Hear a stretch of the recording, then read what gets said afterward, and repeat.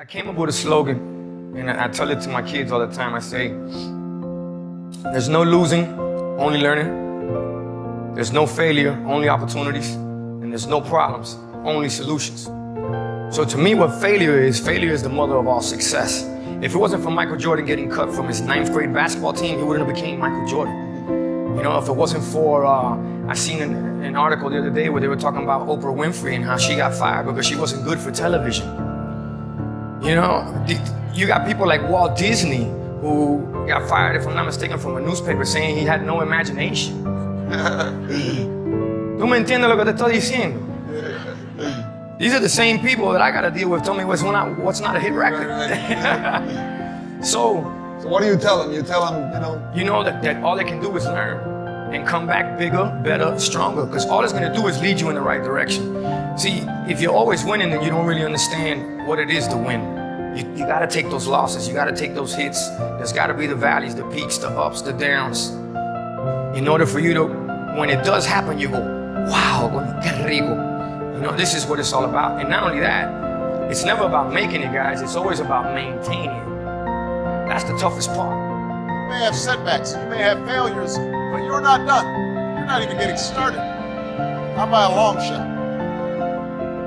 And if you ever forget that, just look to history.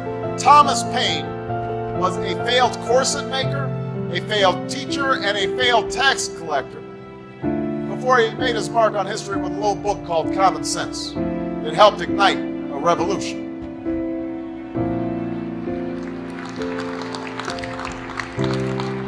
Julia Child didn't publish her first cookbook until she was almost 50. Colonel Sanders didn't open up his first Kentucky Fried Chicken until he was in his 60s. Winston Churchill was dismissed as little more than a has-been who enjoyed scotch a little bit too much before he took over as Prime Minister and saw Great Britain through its finest hour. No one thought a former football player stocking shelves in the local supermarket would return to the game he loved, become a Super Bowl MVP, and then come here to Arizona and lead your Cardinals to their first Super Bowl. Your body of work is never done. Each of them, at one point in their life, didn't have any title or much status to speak of. But they had passion, a commitment to following that passion wherever it would lead, and to working hard every step along the way. I want you to really get in touch with, first of all, the fact that you are interested in all of it, and that you could be interested in any one of these topics, genuinely. All right, this is something you have to kind of like pause and admit to yourself. You have to say to yourself, okay, wait a minute. What's really going on here? Sure, maybe there's a subject that I do like a little bit more than another subject, like maybe math. I don't really like math, but like, let's say history, I'm really fascinated by people and history. That's cool, you can have those preferences, but also don't be so close-minded to say, well, you know what, I'm just bad at math, I just hate math. If you say that, what I want you to do is actually I want you to ask yourself, pause and ask yourself, wait a minute, why do I hate this thing called math? Isn't it a part of reality? Isn't it fascinating that we can use mental concepts and numbers, and these numbers seem to have certain patterns to them. They work in certain very logical and interesting ways, and we can use this math to do science. We can use this math to do advanced technology. Isn't that fascinating to you? It should be fascinating to you no matter who you are, and even if it's not your like forte and your most passionate thing. This is important because in school you're going to have a diversity of subjects.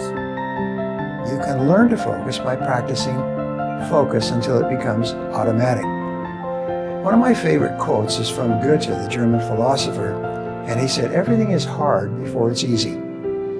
So the formation of any new habit is hard before it's easy. You have to keep working at it. It's just like a bicycle. You keep falling down. You have to keep getting back up again until finally it becomes easier and easier, and soon it becomes automatic. And when you automatically get up each day, plan your day, and work on your most important goal, your whole life will transform. How do you stay driven? I'm going to ask you a question. How don't you stay driven? Well, let me get this right. You won the lotto of the universe, which is you are a human being on Earth. I'm just going to say this, I mean, I don't think people think about this. You won the lotto. You, in the universe, You're not some weird specimen in Mars that does nothing. You're not, a bird. You're not a sunflower. Like, you are a human being on Earth. You won the ultimate lottery, and you're not driven, and you're not fired up, and you're not going for it, and you're willing to sit like a lump and just wait till you die. You suck. Like, I don't know, you suck. Like, how do I stay driven? Because I couldn't even comprehend the alternative. We start to shift our perceptions. When we start to see things with a better perspective, when we start to see our experiences as obstacles turning into opportunities, or a resentment as a divine assignment to forgive more, or a moment of lack as an opportunity to focus on what we're grateful for rather than focus on what we don't have. When we start to make these shifts within our life, what begins to happen is that we begin to have more faith in that way of being. And so the neat thing that occurs, and this has been my experience in the past 6 years of practicing the life of a spirit junkie, is that now my choices, my moment-to-moment choices, are choosing more of a positive perspective. When there's traffic, my first thought is, okay, I welcome the traffic to go away. I start to think about the ways, or if I'm supposed to be late, maybe I'm meant to be there late. Maybe there's something greater coming. Or if something doesn't happen the exact way that I believe it should happen, I know, and my first thought is, there's something way greater coming. So this is just the types of miracles that occur in the ways that your mind begins to shift when you start to practice these principles in your every corner of your life.